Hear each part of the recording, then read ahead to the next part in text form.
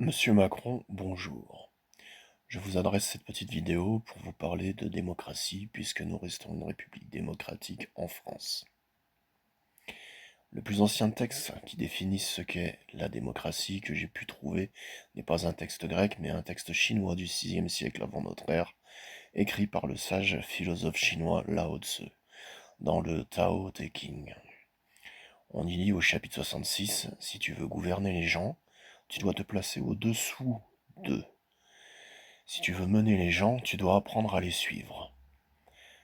Voici globalement ce que dit le chapitre 66, ce fameux chapitre 66. Tous les fleuves se jettent dans la mer parce qu'elle est plus basse qu'ils ne sont. L'humilité lui confère sa puissance. Si tu veux gouverner les gens, tu dois te placer au-dessous d'eux, comme je disais. Si tu veux mener les gens, tu dois apprendre à les suivre. Le sage est au-dessus des gens et personne ne se sent opprimé. Il guide les gens et personne ne se sent manipulé. Voilà. Vous aurez remarqué que l'on parle d'un sage qui gouverne. Malheureusement, il n'existe pas qu'un seul type de dirigeant. Voici un passage du Tao Te Ching qui montre comment cela se passe selon le type de dirigeant que l'on a. Chapitre 17. Quand le sage gouverne, les gens ont à peine conscience qu'il existe. À défaut, le mieux est un dirigeant qu'on aime. Sinon, toujours à défaut, un qu'on craint, le pire est un dirigeant qu'on méprise. Si tu ne donnes pas de responsabilité aux gens, tu les rends irresponsables. Le sage ne parle pas, il agit.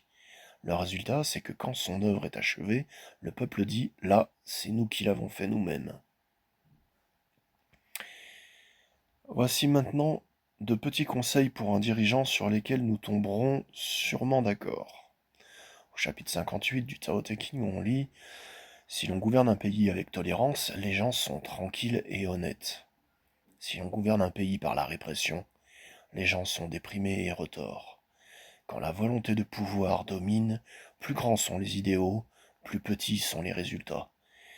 Ainsi, le sage se contente de servir d'exemple et de ne pas imposer sa volonté. » Voilà. Puisque vous êtes réputé un homme d'affaires et que vous êtes le dirigeant de la France, voici ce que dit le chapitre 68 du même livre. Donc chapitre 68, le meilleur homme d'affaires sert le bien commun.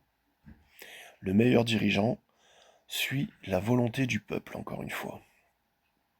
Voici à présent des exemples de quand ça se passe mal dans un pays, et vous pourrez constater que la France est concernée par certains de ces exemples. Au chapitre 53 du Tao Te Ching, on lit « Quand les riches spéculateurs prospèrent, alors que les paysans perdent leurs terres, quand le gouvernement dépense de l'argent en armes plutôt qu'en remèdes, quand la classe supérieure est extravagante et irresponsable alors que les pauvres n'ont nulle part où se tourner, tout cela est vol et chaos. » Ce n'est pas en accord avec le Tao. Bon, chapitre 77 dit aussi « Ceux qui essaient de contrôler, qui emploient la force pour protéger leur pouvoir, vont contre le sens du Tao. » Et là, c'est très important. Ils prennent à ceux qui n'ont pas assez et donnent à ceux qui ont déjà beaucoup trop. Monsieur Macron, vous êtes directement concerné par le passage ci-dessus. Vous n'avez fait que prendre au peuple qui n'a pas beaucoup pour donner aux classes supérieures qui sont déjà millionnaires ou milliardaires. Pendant la période Covid, alors que certains faisaient la queue pour avoir de la nourriture socialement offerte, les plus grosses fortunes de France ont doublé, voire triplé leur fortune, j'ai entendu. D'où le chapitre suivant du Tao Te Ching, chapitre 75. Quand les impôts sont trop élevés, les gens souffrent de la faim. Quand le gouvernement est trop envahissant, les gens perdent leur allant.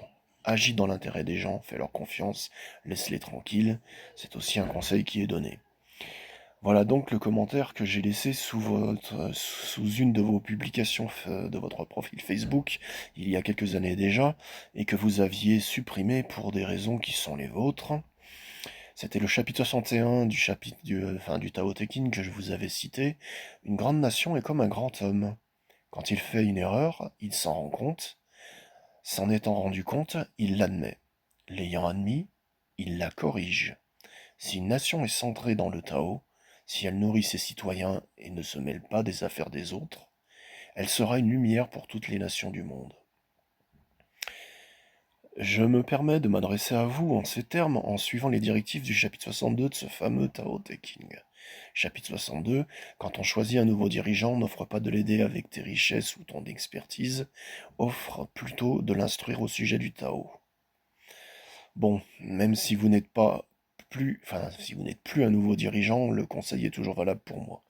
Voici donc les bénéfices que l'on a à retirer à l'humilité de se placer sous le Tao, c'est-à-dire le divin, plutôt que l'autorité de Lucifer.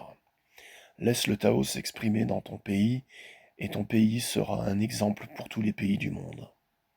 C'était le chapitre 54. Au chapitre 132 et 37, on y lit « Si les puissants et les puissantes pouvaient rester centrés dans le Tao, toute chose serait en harmonie, le monde deviendrait un paradis, les gens seraient en paix et la loi serait inscrite dans les cœurs. Si les puissants et les puissantes pouvaient se centrer en lui, le monde entier se transformerait de lui-même, dans ses rythmes naturels. Les gens seraient heureux de leur vie quotidienne, en harmonie et libres de toute agitation. Quand il n'y a pas d'agitation, toutes choses sont en paix. » Bon, si vous n'avez pas envie de travailler avec ce qui est l'ordre naturel au-dessus de nous, il n'y a aucune loi qui vous y oblige, bien sûr. Cependant, au constat que vous avez tué la démocratie, et que les conséquences sont graves pour le pays, il serait temps de faire vos valises et de quitter votre fonction. Les Français sauront faire le bon choix, à condition qu'on leur propose quelque chose de valable, mais ce ne sera sûrement pas vous, et la grande majorité des Français le pensent, puisque j'ai vu quelque part sur le net qu'un sondage estimait que 84% des Français ne souhaitaient pas que vous vous représentiez en 2032. Tirez-en vous-même vos conclusions. Au revoir.